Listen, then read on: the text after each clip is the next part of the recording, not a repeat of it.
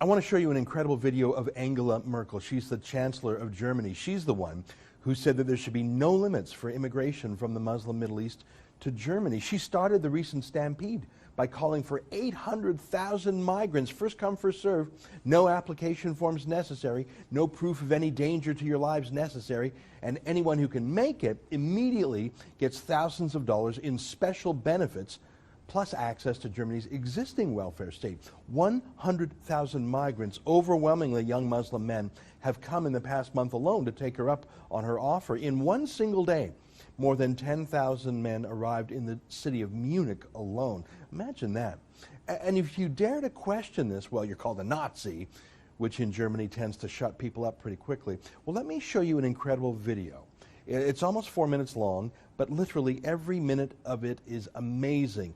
It's a woman in Germany, she looks sweet, frankly looks like a progressive liberal, asking Angela Merkel, in a nutshell, aren't you putting our country at risk? Here, take a look. Sie haben vorhin auch die Verantwortung von dieser ganzen Geschichte mit den Flüchtlingen angesprochen.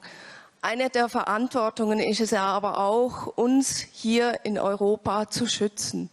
Und vor allem mit Flüchtlingen aus Syrien und aus diesen Ländern kommen ja noch mehr Leute mit einem islamischen Hintergrund zu uns. Und ich glaube, was der Herr vorhin angesprochen hat, beinhaltet ja auch eine große Angst hier in Europa zu dieser Islamisierung, die immer mehr stattfindet. Wie wollen Sie Europa in dieser Hinsicht und unsere Kultur schützen?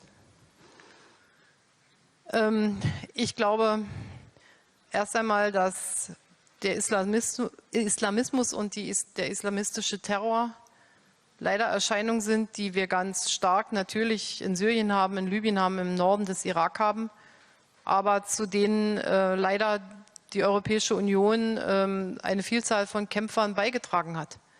Und wir können nicht sagen, das ist ein Phänomen, das uns nichts angeht, sondern es sind zum Teil Menschen, oft sehr junge Menschen, die in unseren Ländern aufgewachsen sind und wo wir auch unseren Beitrag leisten. Okay, she says that terrorism is primarily happening over there in Iraq and Syria and Libya. And I guess that's true enough. It's not anarchy in Europe yet like it is in the Middle East, but there have been plenty of deadly Muslim terrorist attacks in Europe and many more foiled terrorist attacks, from the Madrid subway bombings to the London subway bombings to the attack on Paris's Charlie Hebdo magazine. Fine, it's true that most terrorist attacks numerically happen in the Middle East, but then did you see that? She blamed Germany and blamed Europe because some Muslims who are in Europe go back to the Middle East to fight with the Islamic State. She actually is saying that Germany helped cause the Islamic State terrorism because Germany took in some Muslim terrorists who then went back to the Middle East to commit terrorism. She actually blames Europe for the Islamic State. Here, watch some more. Zweitens, Angst war noch nie ein guter Ratgeber, also es ist im persönlichen Leben nicht und es ist auch im gesellschaftlichen Leben nicht. Kulturen und Gesellschaften, die von Angst geprägt sind, werden mit Sicherheit die Zukunft nicht meistern. Look, this lady in the audience is afraid.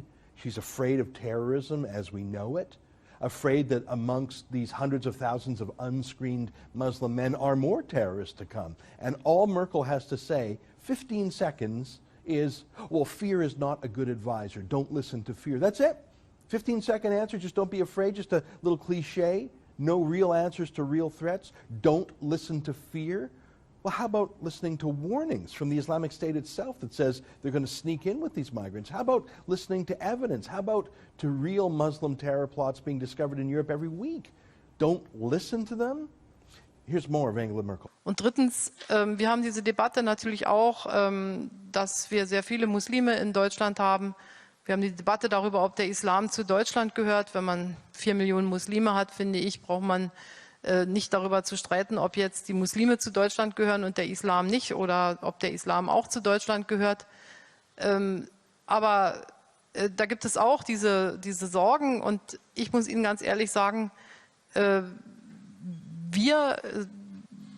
haben doch alle Chancen und alle Freiheiten, uns zu unserer Religion, sofern wir sie ausüben und an sie glauben, zu bekennen. So now she's suggesting that Islam belongs to Germany. And Germany now belongs to Islam, I presume. And anyways, she says there are already 4 million Muslims in Germany, so what are you going to do about it, right? Here's more. Und wenn ich was vermisse, dann ist das nicht, dass ich irgendjemandem vorwerfe, dass er sich zu seinem muslimischen Glauben bekennt, sondern dann haben wir doch auch den Mut zu sagen, dass wir Christen sind, haben wir doch den Mut zu sagen, dass wir da in einen Dialog eintreten. Haben wir doch dann aber auch bitteschön die Tradition, mal wieder in den Gottesdienst zu gehen oder ein bisschen bibelfest zu sein und vielleicht auch mal ein Bild in der Kirche noch erklären zu können. Und wenn Sie mal Aufsätze in Deutschland schreiben lassen, was Pfingsten bedeutet, da würde ich mal sagen, ist es mit der Kenntnis über das christliche Abendland nicht so weit her. Und sich anschließend zu beklagen, dass Muslime sich im Koran besser auskennen, das finde ich irgendwie komisch. Und vielleicht kann uns diese Debatte auch mal wieder dazu führen, dass wir uns mit unseren eigenen Wurzeln befassen und ein bisschen mehr Kenntnis darüber haben. What? So this lady from the audience said she is worried about the Islamization of Germany. I know what that means. It means worried about terrorism and violence. But it also means worrying about Sharia law, worrying about women being put into hijabs and niqabs and burqas. It means worries about a lack of separation between mosque and state. And Merkel says the solution to this is for this question asker to go to church more, to look at paintings in a church. That was her advice.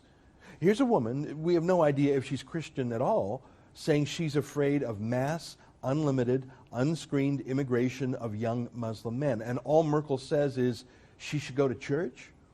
This isn't a contest between theological abstractions. This is about the character of the German state itself, the public square, the laws, the culture. It's not about what book one reads privately in a house of worship. Worried about 100,000 Muslim men? Oh, go to a church and read a book, look at a painting. What is she even saying? Here's some more. Insofern finde ich diese Debatte sehr defensiv. Gegen terroristische Gefahren muss man sich wappnen. Und ansonsten ist die europäische Geschichte so reich an so dramatischen und gruseligen Auseinandersetzungen, dass wir sehr vorsichtig sein sollten, uns sofort zu beklagen, wenn woanders was Schlimmes passiert. Wir müssen angehen dagegen, wir müssen versuchen, das zu bekämpfen. Aber wir haben nun überhaupt keinen Grund auch zu größerem Hochmut, muss ich sagen. Das sage ich jetzt als deutsche Bundeskanzlerin. Okay, so now we have it. It took 3 minutes for Merkel to get to it, but here it is. For her, this isn't about dealing with the facts on the ground. This isn't about the 100,000 Muslim migrant men she's taken in. This is about some sort of national psychological therapy for her as German Chancellor. Did you see that? She's saying, sure, jihadists may be evil, but who are we Germans to speak? Don't forget how evil we were in the past, and not just the far past, but the recent past. Don't be haughty and arrogant, she actually said. So keeping Germany's culture of liberal secularism is haughty and arrogant, she says. Defending against unscreened migrants is haughty and arrogant, she says, because, hey, Germany did awful things to the Jews and to others, so shut up about awful things that Muslim extremists want to do to us. This isn't a public policy. This is a personal therapy. I note that Merkel herself doesn't have any kids, and neither did the last German chancellor either. They don't have a personal future. Now, maybe it was for personal reasons, I don't know. But the last 2 German leaders have, for whatever reason, no stake in the future. An amateur psychologist might say they have decided to terminate themselves as a form of ethnic punishment, the ultimate in self-hate. Selbsthass is the special German word for hating yourself. They hate themselves for what they or their parents or their grandparents did. They hate Germany today because of what Germany was in the 30s and 40s, and so they will not personally build a German future, and anyone who wants to is just haughty and arrogant and has obviously forgotten Germany's great crimes. And sure, some of these Muslim terrorists are bad, but no worse than Germany was. And anyways, she says, Germany is partly to blame for the Islamic State, and why don't you just go to a church and look at a painting? This is crazy. Now, she looks tired in this video, but I don't think she was drunk or delusional. She hasn't corrected these comments later. As far as I know, this is Angela Merkel's worldview. Germany doesn't belong to the Germans. Germany should be de-Germanified. Germans don't deserve Germany. Any foreigner fresh off a train does. Shut up if you disagree. Don't you know that Germany is guilty, guilty, guilty? Look, I disagree. I'm a Jew. I mean, hatred for the Nazis was taught to me from childhood, but I know that Germany today is not Nazi. They're liberal. The grandchildren of the Nazis are not guilty by birth, and even if they were, the solution, the punishment, would not be to let in 1 million Muslim men, including amongst them today's Nazis, those from radical Islam. Angela Merkel just read out Germany's official suicide note. The fact that this video is so underreported tells me that most media, frankly, agree with her. For therebel.media, I'm Ezra